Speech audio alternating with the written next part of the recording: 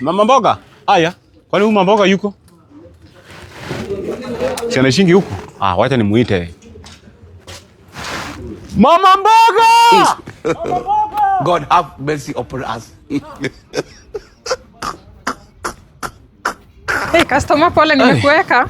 Umeniweka sana jamani. Karibu nilale njaa. Kwa nimeenda kwa nyumba kula lunch. Yeah. Uko nataka nini? Umeniweka sana jamani. Nilikuwa nataka juu wewe ndio unanikopeshanga peke yako.